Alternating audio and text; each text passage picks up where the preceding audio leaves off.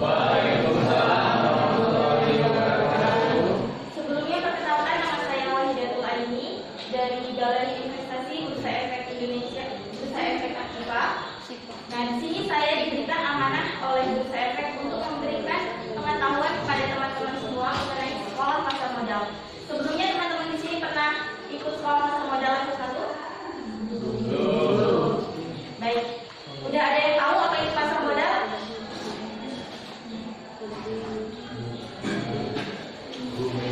Baik, kalau gitu kita lanjut aja. Nah, di sini pasar modal ini adalah tempat bertemunya pihak yang perlu dana jangka panjang dengan pihak yang perlu investasi pada instrumen keuangan. Nah, pihak yang perlu dana jangka panjang ini adalah perusahaan tercatat. Perusahaan tercatat ini adalah perusahaan yang sudah tercatat di Bursa Efek Indonesia. Nah, sedangkan pihak yang perlu investasi ini disebut dengan investor. Nah, instrumen investasi yang ada di pasar modal ini ada saham, obligasi, reksadana, dan lain-lain. Selanjutnya, pasar modal ini kita ibaratkan sebagai mall. Pengelola mall ini disebut dengan Bursa Efek Indonesia kalau pasar modal.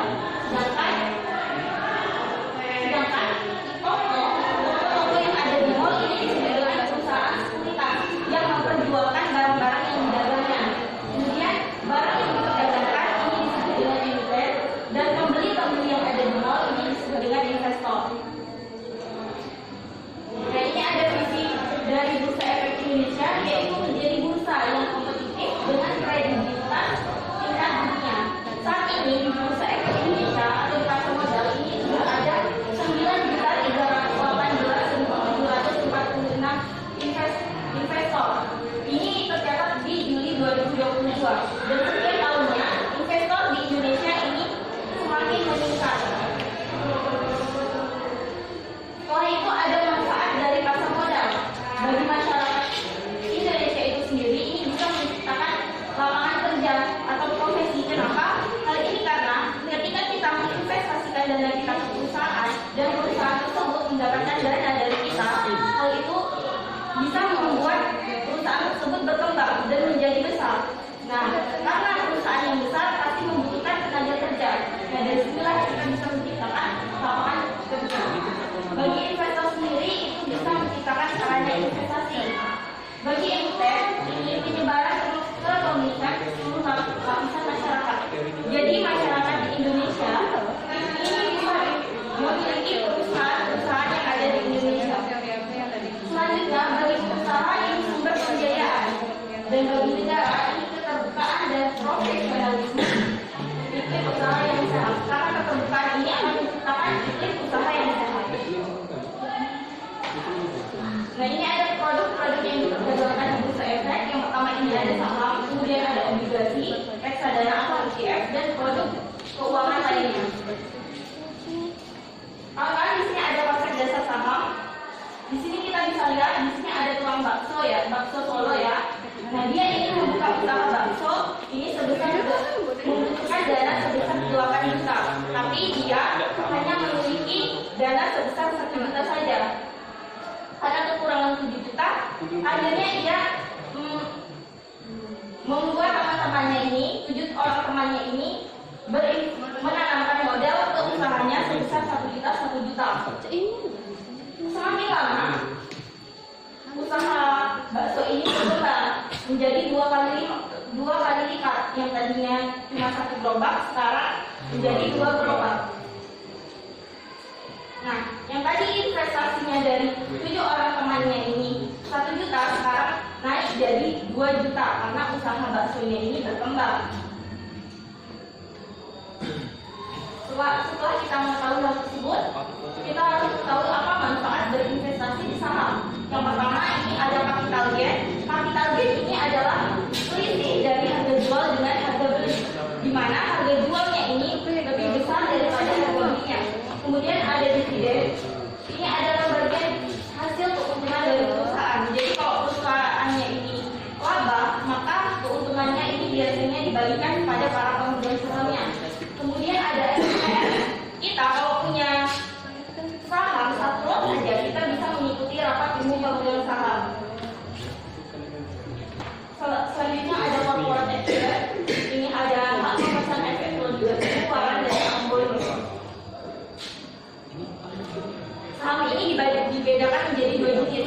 pertama ini ada saham biasa dan yang kedua ini ada saham preferen. Nah, di sini ada perbedaannya antara saham biasa dengan saham preferen.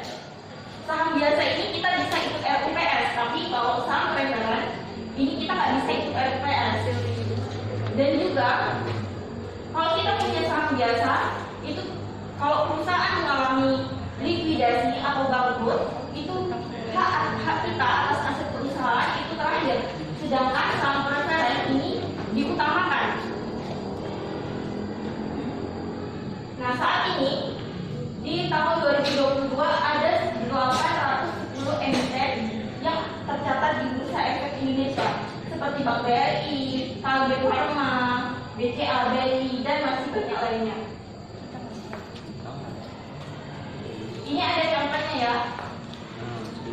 Kalau kita punya mata Honda misalnya, ini merupakan produk dari Astra International.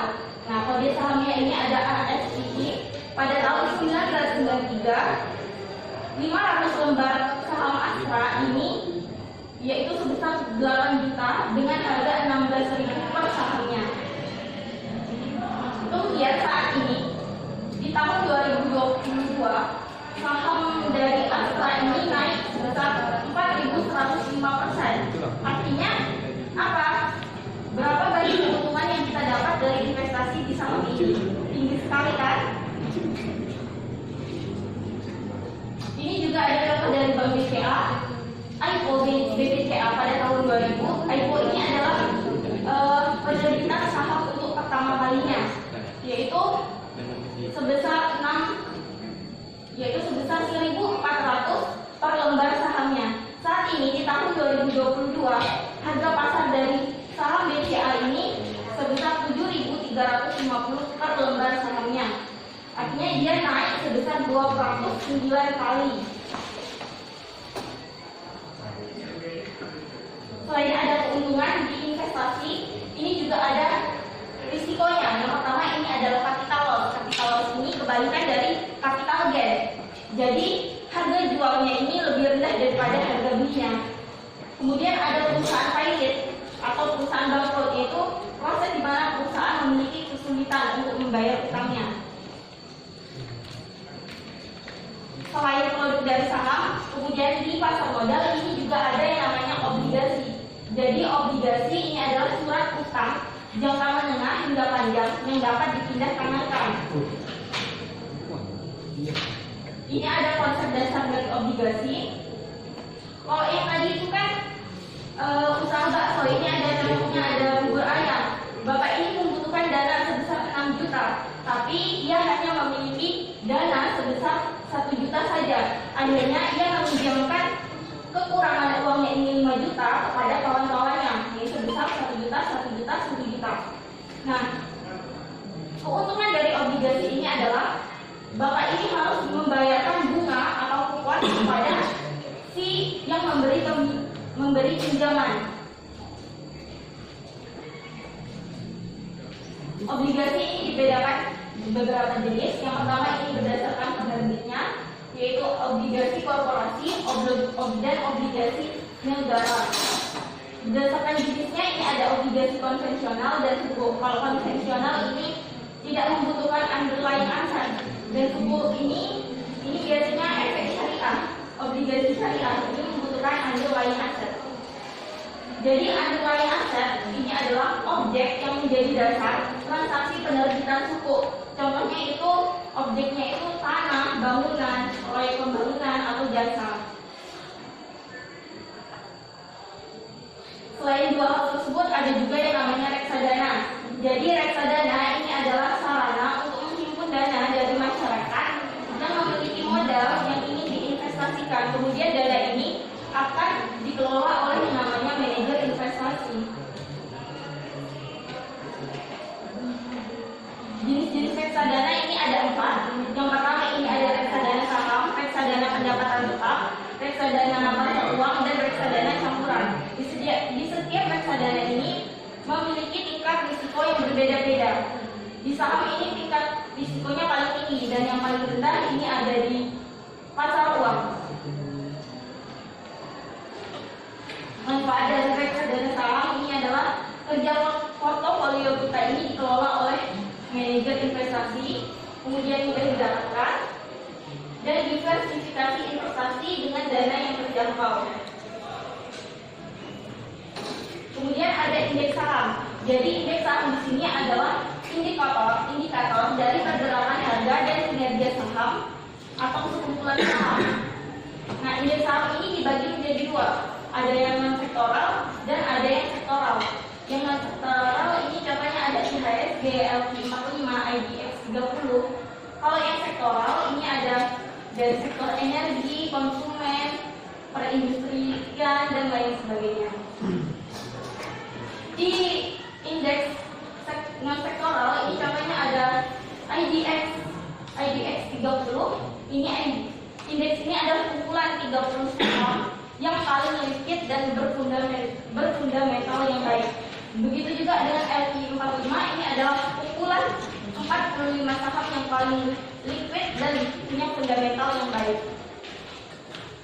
Jadi indeks-indeks ini bisa kita jadikan sebagai referensi untuk beli saham yang memiliki fundamental yang baik. Ini ada cara-cara membeli saham perdana.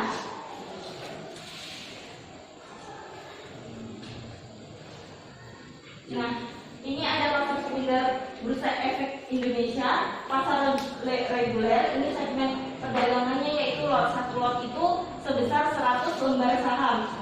Penyelesaian transaksinya ini T+2. Maksudnya T+2 di sini adalah trade date plus 2 days. Artinya perdagangan kita itu selesainya 2 hari kemudian.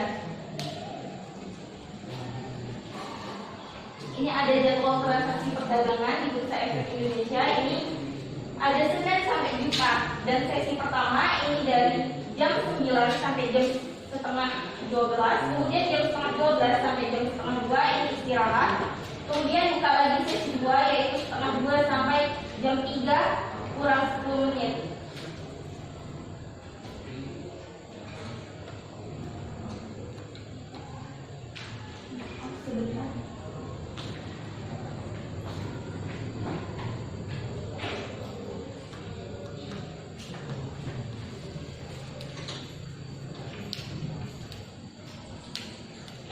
Nah, ini lanjut, ini ada fraksi harga. Fraksi harga ini adalah perubahan harga yang terjadi di saham.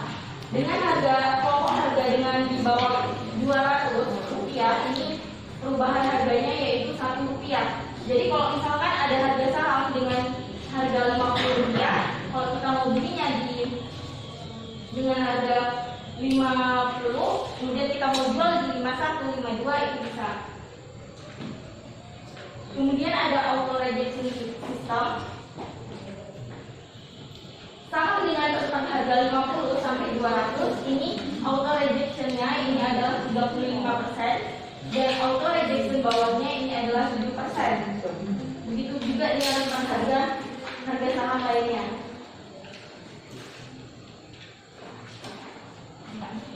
Corporate action ini adalah kegiatan perusahaan yang dapat mempengaruhi jumlah saham beredar, harga saham maupun jumlah kepemilikan saham investor. Jenis-jenis corporate action ini ada yang dinamakan dengan stock split. Jadi stock split ini adalah pemisahan membagi saham ini ke dalam 2 bagian. Misalkan nih, ada satu saham dengan harga 100 rupiah, kemudian perusahaan melakukan stock split. Jadi saham ini berubah menjadi harganya 50 rupiah karena perusahaan melakukan stock split.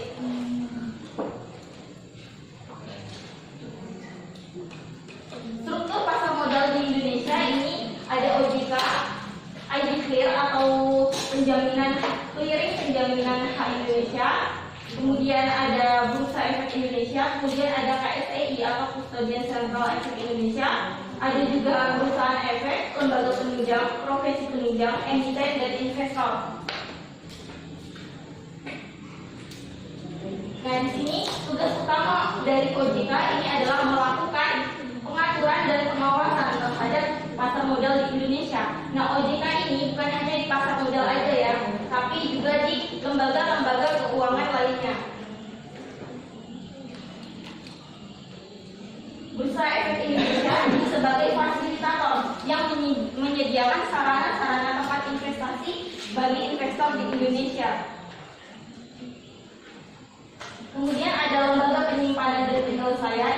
Jadi KSEI dengan KPI ini adalah sebagai lembaga yang membantu kita sebagai investor ini menyelesaikan transaksi-transaksi kita sampai dengan investasi kita itu sampai di portofolio kita. Nah, di sini ada SIPF. Jadi SIPF ini adalah lembaga yang melindungi aset-aset investasi kita di pasar modal. SIPF ini yang membantu kita. Jadi kalau kita misalkan modal kita ini nggak ada atau hilang gimana, ini bisa diganti dengan SIPF. Di pasar modal kalau kita menjadi investor ini kita akan mendapat SID. Ini SID ini adalah Single Investor Identification. Jadi ini mirip dengan KTP. Kalau KTP itu kan identitas kita sebagai warga negara Indonesia, tapi kalau SID ini identitas kita sebagai seorang investor. Nah, akses ini diperlukan untuk memantau portofolio produk pasar modal. Jadi dari akses ini kita bisa melihat portofolio produk investasi yang kita punya. Hindari kesalahan umum investor pemula. Jadi kalau kita mau investasi, ini kita jangan menggunakan dana utang ya. Kemudian membawa hadis di awal. Yang ketiga ada fear of missing out atau FOMO. Itu juga nggak boleh. Kemudian ada menelan rekomendasi mentah-mentah, tidak punya trading atau investasi atau rencana investasi, tidak mau upgrade diri dan tidak melakukan diversifikasi. Don't work for money, make it work for you. Artinya jangan kerja untuk uang, tapi buatlah uang yang bekerja untuk kita. Dengan cara apa? Dengan investasi. Baik, sekian dari saya. Terima kasih. Wassalamualaikum warahmatullahi wabarakatuh.